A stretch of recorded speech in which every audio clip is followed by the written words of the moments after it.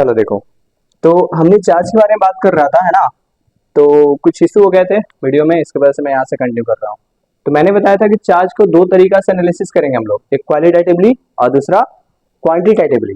तो क्वालिटेटिवली का मतलब होगा उसके कैरेक्टरिस्टिक्स को बताएगा, उसके प्रॉपर्टी को बताएगा कि कोई चार्ज किसी ऑब्जेक्ट पे चार्ज है तो वो कैसे बिहेव करेगा विथ अ न्यूट्रल ऑब्जेक्ट और विथ अ चार्ज ऑब्जेक्ट, है ना। तो वो था हमारा क्वालिटेटिव और दूसरा होता है क्वांटिटेटिव। तो आओ एटॉमिक लेवल पे हम लोग बात कर रहे थे, उसको थोड़ा सा आगे बढ़ते हैं। एटॉमिक लेवल, और वो था क्या कि हमने बात किया था कि ऑब्जेक्ट जो होता है हमारा, कोई भी ऑब्जेक्ट, एक रैंडम ऑब्जेक्ट जब बात करोगे तो वो किस चीज से मिलकर बने होते हैं? स्मॉल स्मॉल एटम पार्टिकल से। एटम्स आपस में कंबाइन होते हैं तो ऑब्जेक्ट्स बनते हैं। एटम्स एटम्स फिर से एटम्स, ये आपस में कंबाइन होते हैं तो हमारा ऑब्जेक्ट बनता है। ग्रेट। अब फिर से आगे बढ़ोगे तो थोड़ा सा और डीप चलते हैं हम लोग, एटम को ब्रेक डाउन करते हैं। एटम्स, अब एटम जो होता है ना, कोई भी एटम मेरा, वो जो होता है वो कंसिस्ट होता है तीन पार्टिकल से। मेनली तीन पार्टिकल होते हैं, इसके अलावा भी स्मॉल स्मॉल पार्टिकल्स होते हैं उसके अंदर, एटम के अंदर, लेकिन मेनली हम लोग तीन मानते हैं, है ना। वो होता है हमारा इलेक्ट्रॉन, प्रोटॉन और न्यूट्रॉन। ये होता है नेगेटिव चार्ज पार्टिकल, नेगेटिव। और ये होता है पॉजिटिव चार्ज पार्टिकल, और ये होता है chargeless particle. Chargeless chargeless particle,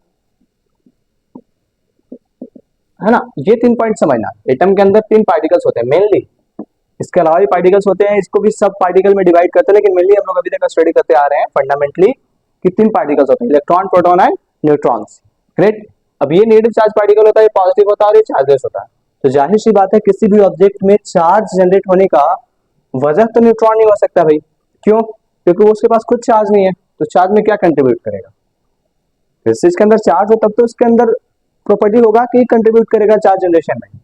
तो पॉइंट हो गया कि प्रोटॉन इलेक्ट्रॉन्स कंट्रीब्यूट करेंगे। और थोड़ा सा आगे बढ़ो तो एटम के अंदर जो होता है ना, आपको देखो थोड़ा सा, एटम के अंदर, एटम का एक सेंट्रल पार्ट होता है जिसको बोलते हैं nucleus.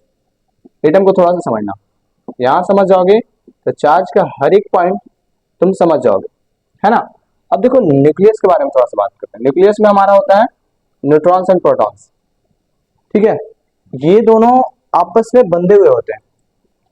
Nucleus, the central part of atom is called as nucleus. Central part of an atom, किसी भी एटम का सेंट्रल पार्ट जो होता है उसको हम लोग न्यूक्लियस बोलते हैं। न्यूक्लियस में हमारा क्या होता है? Neutrons and protons. ये प्रेजेंट नहीं होते, they are bounded, they are bounded by the strongest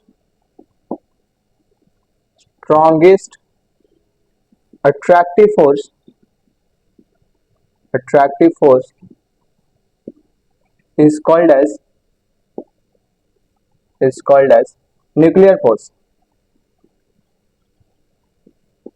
nuclear force मतलब न्यूक्लियस में जो प्रोटॉन और न्यूट्रॉन्स होते हैं वो बंधे होते हैं एक दूसरे से। स्ट्रॉन्ग अट्रैक्टिव फोर्स, जिसको हम लोग क्या बोलते हैं? स्ट्रॉन्गेस्ट अट्रैक्टिव फोर्स था वो। दुनिया का सबसे स्ट्रॉन्गेस्ट अट्रैक्टिव फोर्स होता है न्यूक्लियर फोर्स, उससे बंधे हुए होते हैं। मीन्स इतना स्ट्रॉन्ग होता है कि उसको नॉर्मल प्रोसेस के द्वारा ब्रेक डाउन नहीं किया जा सकता, तोड़ नहीं सकते हो कोई सिंपल प्रोसेस से। तो अगर टूट नहीं पाएंगे तो ये बाहर नहीं निकल पाएंगे। Means it is almost impossible to bring them out from an atom. किसी भी एटम से प्रोटॉन और न्यूट्रॉन्स को बाहर निकालना ऑलमोस्ट इम्पॉसिबल होता है। तो फिर क्या बात हो गया सर? फिर तो बचा हमारा इलेक्ट्रॉन्स जो उसके आउटर सरफेस पे प्रेजेंट होते हैं, एटम के आउटर सरफेस पे प्रेजेंट होते हैं। मीन्स कि ऑब्जेक्ट में से हम क्या एटम में से हम लोग क्या ट्रांसफर कर सकते हैं? उसके इलेक्ट्रॉन्स को। तुम बोर ऑर्बिट्स पढ़े होगे, बोर एटॉमिक मॉडल पढ़े होगे, वहां पे एक बोर ऑर्बिट्स वर्ड होता है ना। क्या बोलता है बोर एटॉमिक मॉडल की?